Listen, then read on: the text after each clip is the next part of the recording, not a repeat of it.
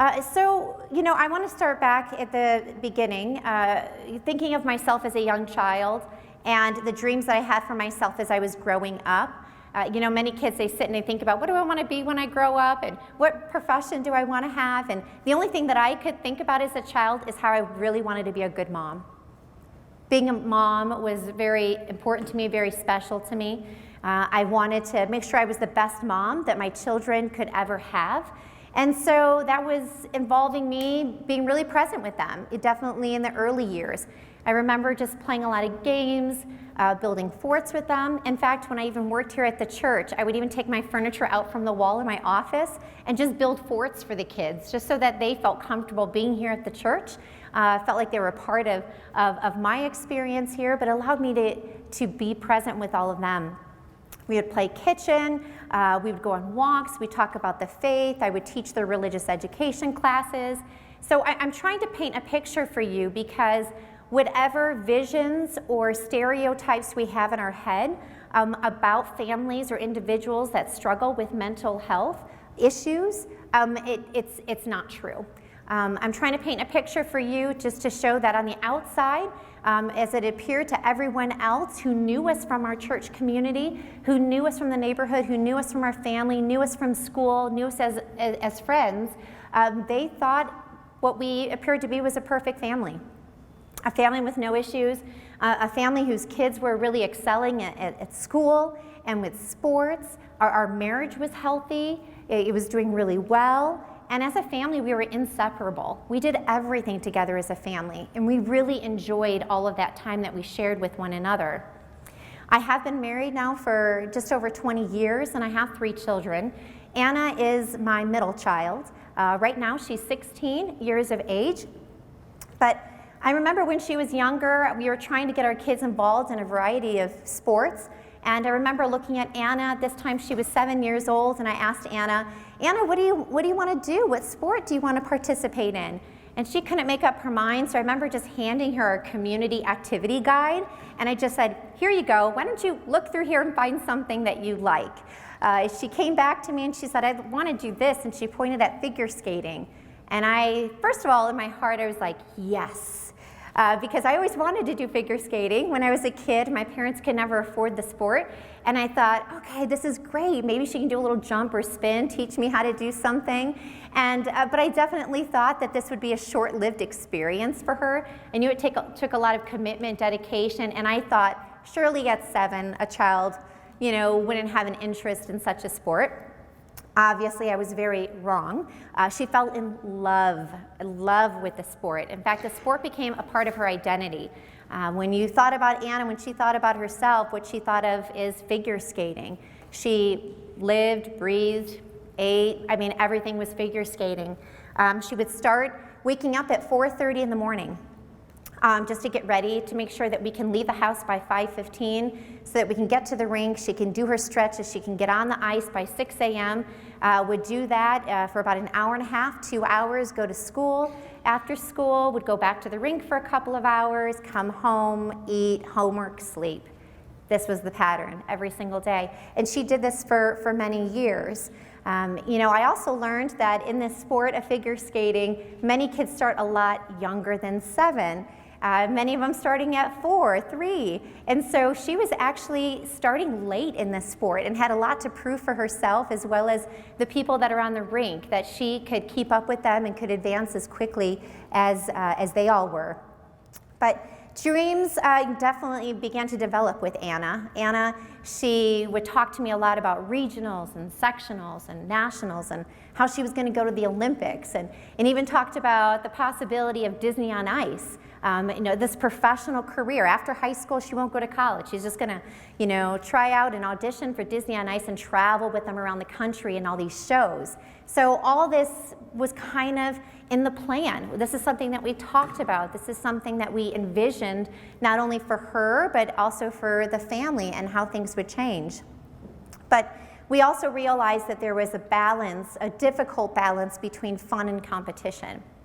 And I think if you know anyone in these particular sports, whether it be figure skating or dance, gymnastics, that can be quite difficult. It was always important for my husband and I to make sure that Anna could continue to have fun. And she could find different ways to laugh and remember her childhood years, don't last forever. And we wanted her to stay true to all that. But she just loved the sport so much. So in the fall of 2016, Anna came up to me and said, "Hey, Mom, I really want to participate in the holiday show." The holiday show was a big hullabaloo. All the girls on the ice, they wanted to be a part of the ice show. What that meant is they got to pick out their own costume, pick out their own music, and actually even kind of create their own choreography. It was just a fun show that you can entertain for different people. Most of the shows were done at outside malls, the makeshift rinks that they kind of put up outside.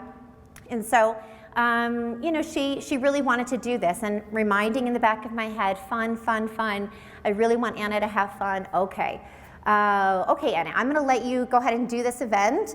But I was also just aware of the fact that by her practicing this event, that it was going to take away from her competition training. So rather than share all the details that involved in what happened next with this accident that Anna had, let me just simply say that she miscalculated. Anna miscalculated the length of the rink. So she began her program, and this was in the first few seconds really of her event, of her performance. And she was skating backwards going into an axel and just wasn't paying attention, and she hit the edge of the rink. And then her head hit twice on the edge of the railing as well as on the ice. And there was a gasp in the audience. And I remember that gasp still today. It echoes really in the back of my mind. And I was really concerned about Anna because that was such a hard hit that she had. We had not had any experiences with concussions in our family. And from the people that we knew that had concussions, we thought, oh, a headache, didn't think anything beyond that. Didn't think about a TBI. This term has been referenced earlier today, traumatic brain injury, and that's what Anna sustained. We brought her to the emergency room. She was evaluated. We found out that, in fact, that Anna did have a concussion. Our pediatrician expected that she would have this concussion for, maybe a week or two and everything would be fine. And after 3 weeks, Anna was showing no sign of improvement. So we were referred out to a concussion center, actually at Skyridge Hospital. They have a really great concussion center, and we started working with them. They evaluated Anna. They even did a psych evaluation. And I look back at this and I think, how did we miss her diagnosis and things that she was going through with the psych eval? But then I remembered Anna had short-term memory loss. So when the psych evaluation was taking place and they're asking her questions about how she felt about different things, Anna thought everything was great because she couldn't remember what just happened 10 minutes ago. She couldn't remember any of this. So we went through the therapy. We thought she graduated at 6 months later, and I thought everything was just going to be fine. But everything wasn't fine. My daughter wasn't the same. I thought it would be best to try to get her back on the rink as soon as possible to make sure she didn't have fear associated with the ice. And she went on the ice, but she wasn't interested anymore. The girl who absolutely loved figure skating and it was a part of her identity just didn't have an interest in it. She was unmotivated to get to the rink, unmotivated to want to practice and do her routines. So I didn't want to push her into anything, so we decided to walk away from figure skating. But Anna also was starting to spend more time alone in her room. She used to be the person that was always joking, always trying to have fun with everyone else, but Anna wasn't doing that anymore. She also became a little bit more anxious. She wanted to spend time with me all the time. If I left the house to even walk the dog, she was worried about whether or not I was going to come back. So there was a lot of anxiety that was starting to develop. And as a mom, your mom antennas are going up and you're thinking, okay, my intuition's telling me something's not right. I need to do something about this. And I had conversations with my husband, and he just told me, don't worry about it. Everything's fine. She's just a teenager. It's probably just a phase. She's just going through some things and everything will get better. And so I was trying to listen to him and trying to believe that truth and trying to just move forward. But I was witnessing this slippery slope of anxiety and depression with my daughter. Just seeing how she was withdrawing from things, her anxieties were increasing to the point where she actually didn't want to walk onto the second floor of our house. She was worried that by her walking on the second floor of the house, the second floor was going to fall, and it wouldn't be able to sustain her weight.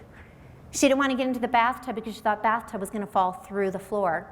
And I used to remember the only way to kind of reconcile any of this and to kind of help her through it is, okay, what is the weight of a second floor? What is the weight of us? And an engineering standpoint, Anna, I tried to use reason with her.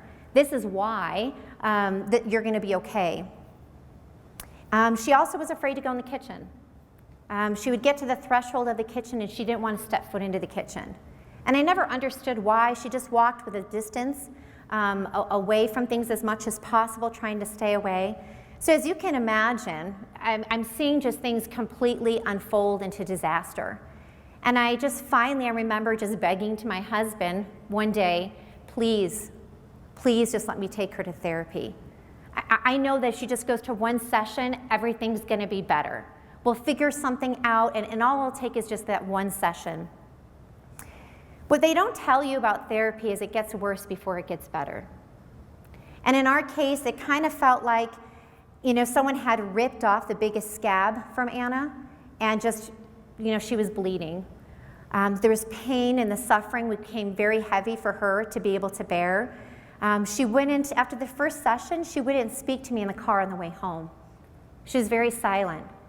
And then halfway home, she just began to sob uncontrollably. And I couldn't silence her.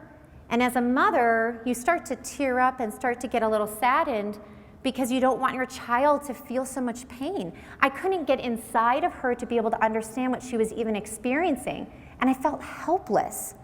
Here I'm her mom. I'm trying to help her. I'm trying to give her resources. I'm trying to do the best that I can. But it just seemed that no matter what I did, it couldn't comfort her. So despite how difficult that was, I thought we're going to go back to therapy the next week. I was just hopeful, just continually trying to be hopeful that things were going to get better. But when we went back to therapy that second week, I was very surprised by a question that the therapist asked her directly. You see, Anna, remember, she had anxiety, and so she didn't want me to leave her side. So for the first period of time that she was in therapy, I sat next to her the entire time, just listening to her responses and the questions of the therapist. So the therapist asked her a question directly, and the question was, are you having any suicidal thoughts? And Anna just looked at her and she said, yes. And immediately in my mind, I thought, first of all, I can't believe she asked that question. Why didn't I ask that question?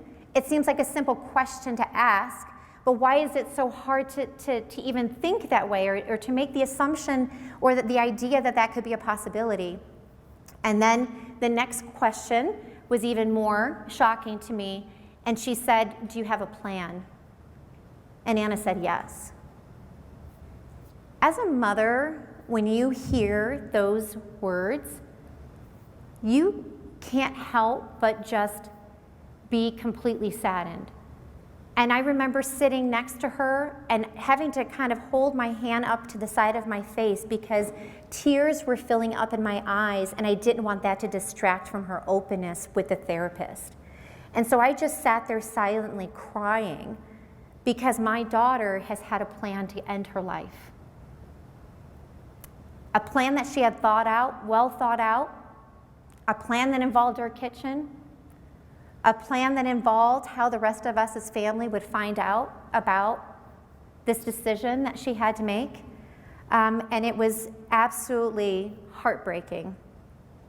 This is when I finally realized that this is a serious issue that we're dealing with.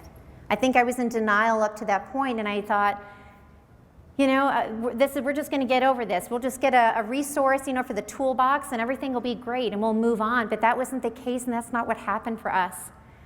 So suddenly, a rush of emotions began to go through my body, and all I could think about was, what did I do wrong? Is this my fault?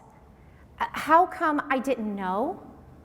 How come I never asked that question? And Lord, please do not take my baby girl. The rest of that session was very numbing to me because I can only think about the responses to those questions that she had. And I was still in such shock. I think I would like to just take a brief pause just to kind of bring up a reflection that's constantly been circling in my mind through the past 3 to 4 years that Anna and I have been on this journey. And that is silence. And why the silence? Mental health doesn't affect just one person. It affects an entire family. It affects a community. I think each one of us in this room could probably think of one person. One person, whether if it's yourself or someone you know that has been impacted by mental health, suicidal thoughts, suicide behavior.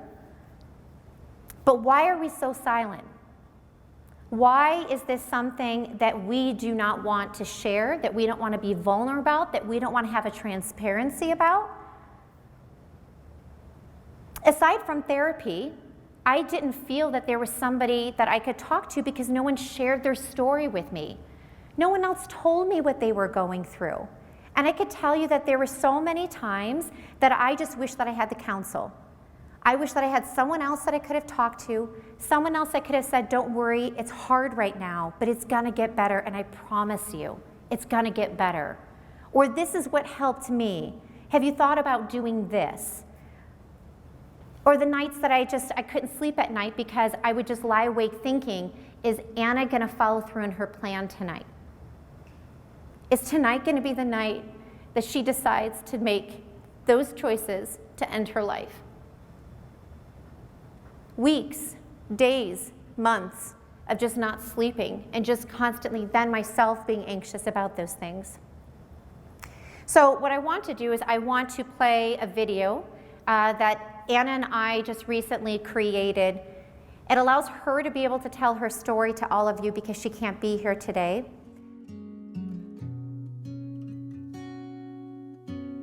There are times when the world seems like it should,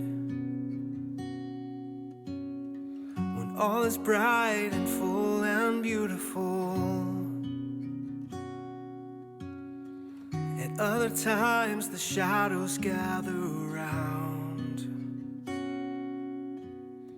On every side I'm assailed by fear and doubt, and I am falling apart.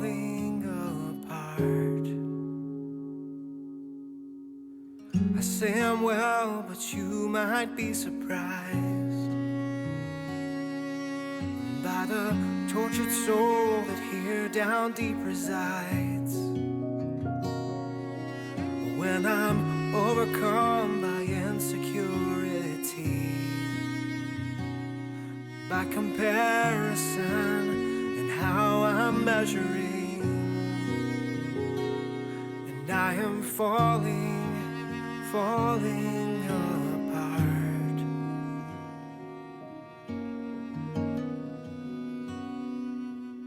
But all shall be well. I was a competitive ice skater, and I did it so much that it made me feel complete and it made me happy, and it was all that I really look forward to every single day when I woke up. And when I went home, I would just think about ice skating so much. And because it's all that I thought about and all that I did, I really wanted to show people how much happiness it brought me and how committed and dedicated I was to it. So when I had the opportunity to skate in the Christmas show in December of 2016, I was very excited, but it did not end up the way that anyone thought it was going to.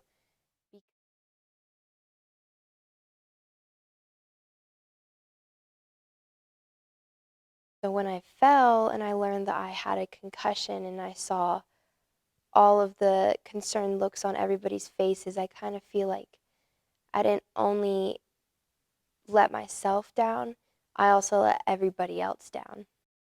I have heard about concussions, and I know a lot of people that have had concussions, and so when I found out I had one, I kind of just assumed that it would be a one and done thing and that it would just take a couple of weeks. But it was also a really terrifying experience because during my concussion, I had no memory of really who I was. I wasn't able to speak or think in the way that I normally would, and I didn't remember a lot of my life before I hit my head.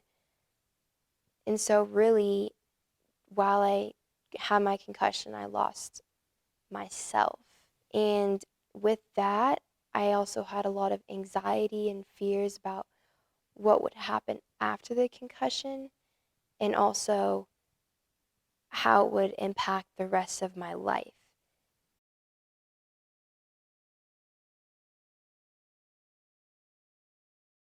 So those anxieties started building up, and I pretty much lost sight of reality and what reality was.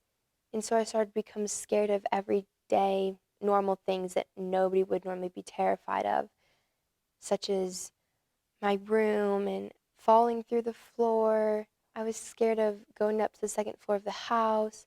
I was scared of taking showers and taking baths and all of this random stuff that normally somebody would not be scared of.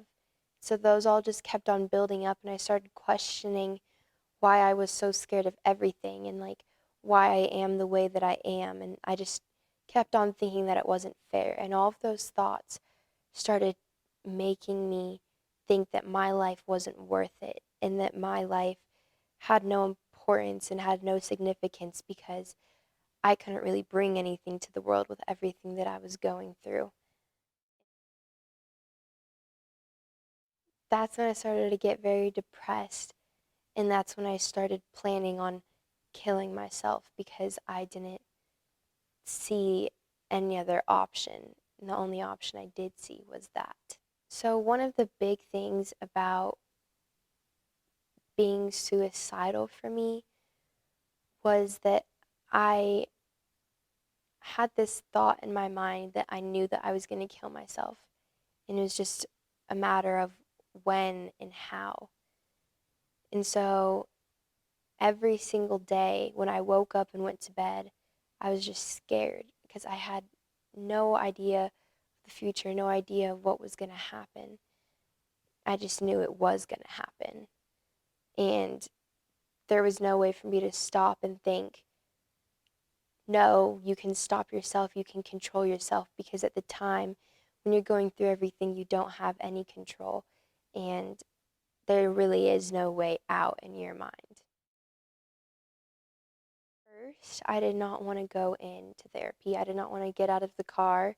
I was very reluctant to share with absolutely anybody. And when I got up there, I just remember not wanting to share, completely closing myself off, not telling the full details. And I knew that there was stuff that I was hiding. And coming out of therapy that day, I felt absolutely terrible. The worst I've ever felt because I was uncovering things that I forgot were there. I saw therapy as kind of, it wasn't helpful in my mind because all I saw it as was just sharing all my struggles and embarrassing myself in front of somebody else. And I knew that other people went through what I was going through, but at the time, like, it just feels like your problems are so much bigger than the rest of the world. So while I was at school, I go to a Catholic school, and so we had some time for adoration. And at the time, my faith was important because it got me through a lot of my anxieties and it would alleviate some of the pain that I was going through. So I really took adoration as an opportunity to just thank God, but also ask Him for some guidance because I was still going through everything and I was so confused. And I just remember this being a very, very low point in my life. When I closed my eyes, when I was kneeling down in the chapel, I started to see and hear images in my mind. And pretty much what I saw was a big room, almost like a big church, filled with thousands and thousands of people. People were just everywhere, completely surrounding me. And they were all looking at me, and they were all smiling, and they were all glowing. And they were the happiest people that I've ever seen in my entire life. Towards the end of all these people who I saw was God, my grandma, Mary, I saw my friend who killed himself, and they all just seemed so happy. And what God said to me was, we want you here, but it's not your time yet. And so that kind of was a quick indication that I was going to be okay, and that I had a lot more self-control than I thought I did, and that they were all going to be there waiting for me and helping me to get through everything. I went back a couple times a week just to pretty much dish out everything that I was going through and try to figure out the root of my problem. And eventually it started to get better, and I started to want to go to therapy, and I wanted to share. It took some time, and it took a lot of pain and thinking and courage and being strong, but you really have to know that people are there and they want you to be better. With all of the tools that I have learned and with all the support that I have had from my peers and God and most definitely myself, I definitely feel like I'm okay, and I feel like I can continue on in this life without being worried of what's coming next. So for anybody out there who is struggling, just know that coming from somebody who has gone through everything and has been at the lowest of lows, know that there is hope, and I have seen the other side, and it is absolutely amazing. And once you get there, you're never going to go back, because you just see how amazing life is. And yes, there will be a lot of low points, and there will be a lot of sadness that you encounter each and every day, but you're going to start to look at life differently, and you're going to see all of those sad things as blessings that make you who you are and help you to share with your blessings with the world. Amen. And all shall be well, and all manner of things shall be well.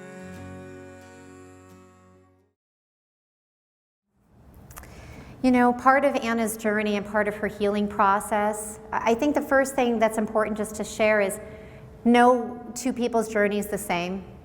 Everyone heals differently and at different times. You know, for Anna, it's taken her 3 different attempts of entering into therapy in order to be in the place that she is right now. It's taken us the trial of different medications, some getting worse before they even get better, just to be able to be at this place. It's been important for Anna to be a part of serving others. That's been really important to her, getting her involved in community service so she can see that her life has value and has impact. It's been helpful to be a part of therapy and having a therapist that really cares about Anna. You know, Anna has her cell phone number because Anna was at such difficult places sometimes in her journey that just having the ability to reach out to someone else besides just mom who she trusted along the way. I'm not saying all therapists do that. I don't condone that, actually. I think it's important for a therapist to have their own personal life with their family, but we got to know this therapist really well, and it was extremely helpful for Anna. But each time that we went into therapy, we thought it was the last, and then we've been surprised that no, it's not, and we had to kind of start back over again. I think a great thing is now I can look at Anna, and she's learned how to be an advocate for herself. So when Anna knows that she's falling or that she needs a little bit more support, she knows that she can reach out, and she makes the appointment now. It's not me that's making the appointment, it's her taking responsibility. And as a parent that's kind of on nerves, you know, she's a junior in high school, and I know that college is on the horizon, and I want her to be successful, and I want her to be independent, to be able to go.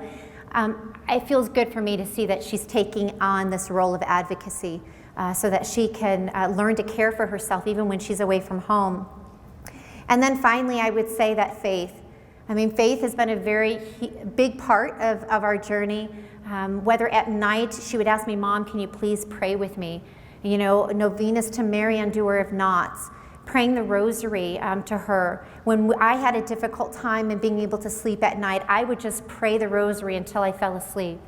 Just all these different beautiful ways that we can pray to our Lord and ask the Blessed Virgin Mary to help us in these situations. Prayer was very important. Anna even went in for additional confessions.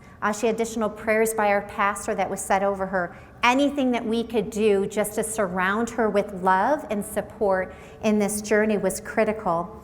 But Anna and I, we've just decided on our own over the past year to really make this our journey, our mission, to be able to be vulnerable, to increase transparency on this issue, to create a normalization of mental health so that we can hopefully help a lot of other people in the journey. So thank you so much for listening.